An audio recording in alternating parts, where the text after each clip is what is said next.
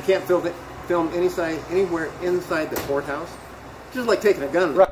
Whoa, wait a minute here. That sounds like an order follower to me. Taking a camera inside is just like taking a gun inside the courthouse? This is the kind of programming we're up against. A camera is nothing like a gun. Join me for a review with some commentary of our mass audit at the U.S. Courthouse in Coeur d'Alene, Idaho.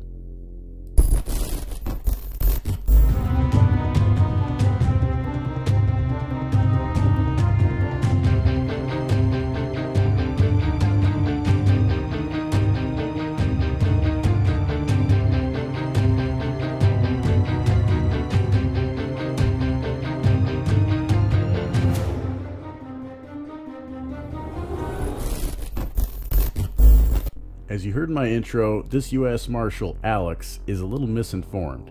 As an order follower, he doesn't think for himself on critical issues such as this. I won't get into breaking down every detail of this encounter, but after reviewing this audit, I have some issues to resolve. If you're interested in seeing the whole audit and haven't already, you can view it on 420RU2's channel. He was live streaming the entire audit. Or there's other versions available at Rockman Allen or North Idaho Exposed. Links to all these channels and videos are in the description. Check them out and give them your support. For now, here's my breakdown. Yeah, that's your only requirement, is that you don't block the walkway. Don't block the passageway. Oh yeah. All right. Yeah, but I think we just gathered because they were standing here. Yeah. Just trying to go inside. And of course, the only thing we ask is you not video security equipment and crap like that. But, Okay. Yeah, That's a constitutionally protected activity. So. Oh yeah. No. And anything we see, we can film. Like I From said, public, yeah. Yeah, all I'm asking is that you not block the Not a problem. walkway and stuff Okay. like that. Notice how first the only requirement is not to block the walkway. When we are okay with that, he pushes more, asking us not to record the security devices. When he finally gets some resistance, he goes back to not blocking the entrance. For the record, we never did. We can film Courteous inside is the basically public what you're areas. saying. No, Not inside No. the building. No. you can't go through the doors and start. What filming. law is that though? Well, It's that's a the judicial federal. order. Yeah, that's a federal court. Okay, well, you don't. What law? No one's told me what law So, yet. is there any other questions I can answer for you guys? Is that like a judge that issued that? Yeah. So you can't film in the lobby? You can't film anywhere inside the courthouse. It's just like taking a gun. Right. We're not going. I have to admit, that exchange is my reason for this breakdown. There are so many things wrong with what Alex just said. For openers, both Alex and Jeff, the other marshal on screen here, just said the inside of the entire building is off limits to recording. Alex was partially right, and Jeff was flat out wrong. Jeff tells us you can't record inside the doors because it's a courthouse. Alex at least says it's because of court orders, which is partially right. Notice how when pressed, he won't cite any law or specific orders stating we can't film in the lobby. One possibility for why Alex couldn't produce a law or order when asked is because such an order doesn't exist. Let me explain. Under the district local civil rules, I found a complete packet listing all rules and orders as of January 1st, 2017. This packet includes information on where filming is prohibited. A link is in the description of this video. Local Civil Rule number 83.1 is the rule that addresses filming and photography in the courthouse building. Section D addresses where photography and recordings are prohibited. It says they are prohibited in a United States courtroom or its environs. Section F lists the definition of environs for each building. For the building in Coeur d'Alene, where we visited, it states, in Coeur d'Alene, Idaho, the second floor of the federal building and courthouse located at 6450 North Mineral Drive, assigned for court use, including the corridor adjacent to the courtroom doors. Nowhere else on the site or anywhere in more recent orders do I see a change to that. Obviously, Alex and Jeff both lied to us. This is a common theme with these order followers. They know that something is restricted in the building. Rather than find out exactly what is restricted, they just make stuff up, hoping in the end we just accept things and move on. We have been so conditioned to believe people wearing a badge are good, honest people protecting us, we rarely question it.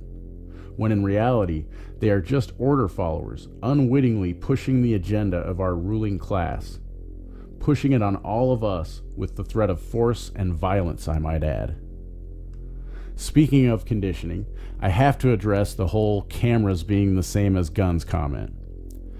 This statement is a product of law enforcement training. They are trained that people that stand up for their rights are an elevated threat. That's what makes it easy for him to equate cameras to guns, something most sane people would consider absurd. It's not the gun or the camera, it's the person holding it that is the threat to him. This is order following at its finest. You guys do have constitutionally protected rights to Not in do there, certain though. things. Not in the public lobby. Again, that's not the court order. courthouse. This whole building is a courthouse. Okay, So- well, we can And agree to disagree. Yeah, and Spokane's different. Again, here we have more of the same.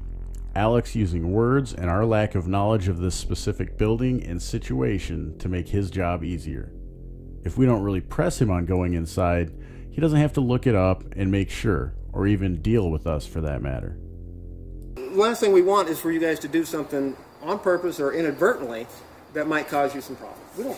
Why? Oh, no, we don't either. Yeah, That's not, nobody that's wants not that. the intent. It's just to see how our rights are treated when we go Yeah. to public buildings. And Yeah. You're So- not very well. So, Because your guy touched me on, he grabbed my camera a couple times. That's assault and battery. well, it wasn't him. If I touched you, would it be okay? Yeah, no, it Well, wouldn't at all. We don't want you to do anything that might get you in trouble. This is a vague threat. To me, what he is saying here is, we have now laid down the ground rules by which we are playing. Test them and you might end up in trouble.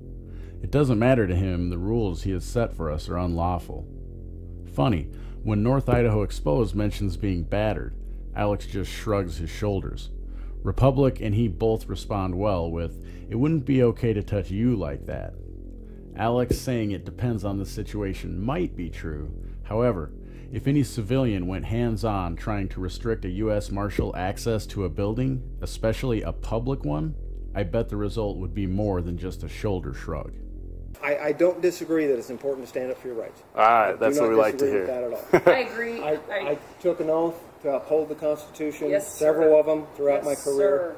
This kind of statement used to make me happy. My brief experience in auditing our government has taught me it means something very different to them than it does us. To them, it means they're upholding the laws written by the corporate states of America. Most Americans think they are upholding the laws for citizens and safety. In my view, they should say, I took an oath to become an order follower. It more accurately depicts what they do. I'm Alex Claus with the United States Marshal Service here in Idaho.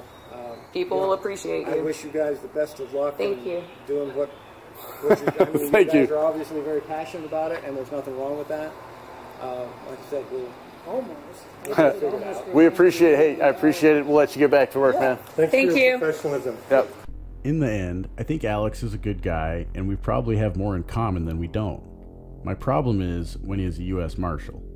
Good people become thugs for our ruling class when they get behind that shiny badge. The ruling class give them orders to follow out, and they are not questioned. Even someone like Alex, who encouraged us to exercise our rights, was quick to take them away when it might upset the mighty ruling class. My last 2 cents is about Jeff. Jeff is an order follower of the worst magnitude. This guy feels like he has power and authority over law-abiding people. I'm guessing it's the shiny metal pin bestowed upon him by his rulers. The cameback thing is interesting to me. However, at a venue like this, it is disgusting. If he's trying to document us because he really does feel we are a threat, he's an idiot. There are cameras in the parking lot and all over the outside of that building. They have us from every angle they need, coming and going.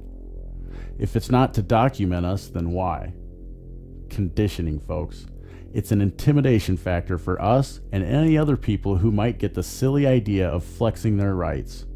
Trying to make us feel or act foolish is the point.